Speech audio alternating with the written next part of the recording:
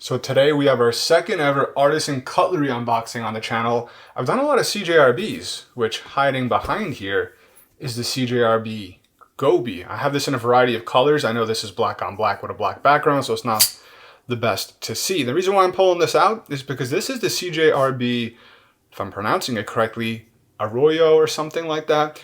But it has a trailing point blade, a Persian style blade in other words, but it's Artisan Cutlery, which is kind of a step above CJRB. For those who don't know, Artisan Cutlery is the parent company to CJRB. This is a, I'm hoping I'm remembering the name. Is it Dirk Pinkerton? Let me look at the website over here. Dirk Pinkerton. Yeah, so that's right, Dirk Pinkerton. So back in the day, I owned a Kaiser by Dirk Pinkerton. It was the more premium line with titanium. I believe it was like a frame lock, but I sold it. I didn't keep it at the time. I was just kind of moving some knives around and I got rid of that one. This one's also designed by him, but it's still pretty budget friendly for being Artisan Cutlery. I'll tell you that much. It comes in well under $100 from recollection, but this should be, let's see. Let's move all this out of the way before we go dive deep into this knife. I'll just hold it here real quick. Okay, so I was just putting this stuff away. Check it out. The Artisan Cutlery Arroyo, if I'm pronouncing it correctly. This is with the micarta scales. I think they refer to this as green. It definitely has that kind of like a green brown sand tone to it. Really thin profile. That's the thing. CJRB and Artisan Cutlery so far, from what I've seen, they make really thin profile knives, which I really like. Deep carry pocket clip. It is reversible. It is inset. It looks perfectly straight out of the box. Looks like we have some large jimping here and some large jimping there, which is nice. The blade. When it comes to trailing point Persian style blades, it's all about the blade. When you whip that thing out, it looks unique. It's not like your typical blade that you see all the time. So let's do that right now. Let's whip this thing out and see what it looks like. That's what she said. There you go. That is a beauty. Look at that. The blade length comes in at 3.31.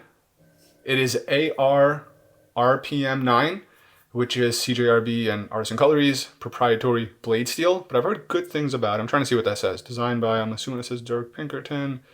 Then it probably has the serial number or the model number, and then the blade steel over there. Let's see how smooth it is on the shot. Oh, that is smooth. Yeah. Yep. Oh. Just a few little shakes and it closes. In the hand, you feel that it's thin, man. This thing is thin. Like do I have it around here? I'm trying to look. I don't. Okay, good. Let's see. I have this. So, for example, I got the Vastid Raccoon, which is an awesome knife. Hopefully you guys can see this. I'm going to try to go bottom to bottom. I know there's a black background, so it's not the easiest. This is just an overall really, really thin knife.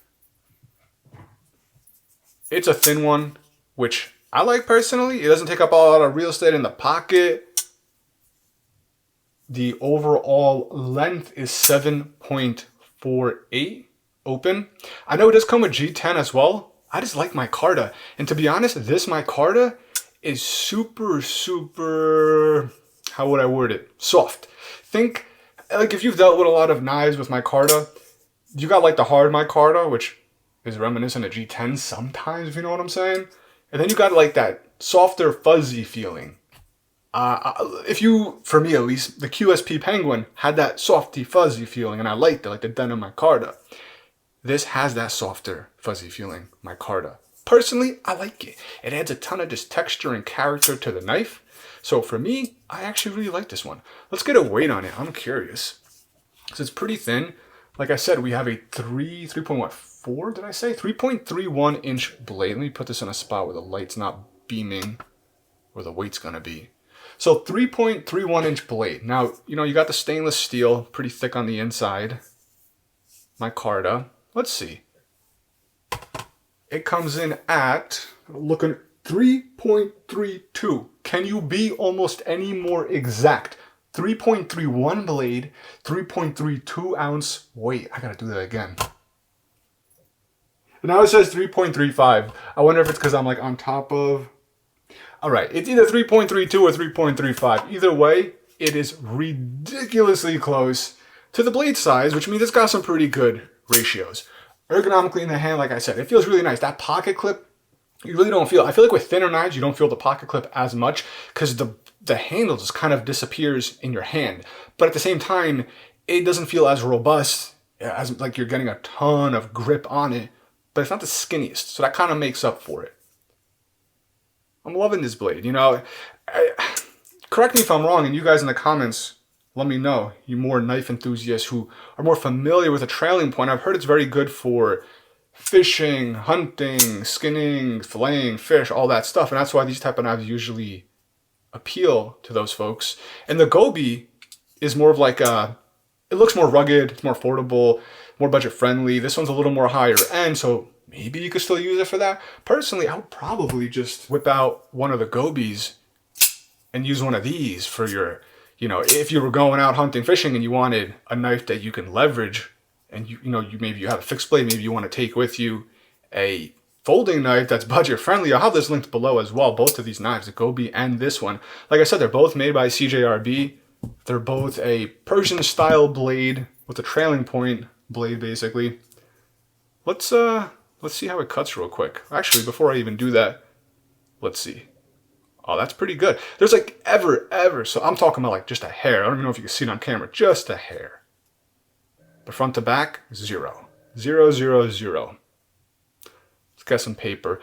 I think I'm running low on paper. I've been doing a lot of unboxes recently, and I haven't been to the printer to get paper. Let's see what I got here. I hope I have something. All right, so I actually did not have any paper, so I just ran down and grabbed some.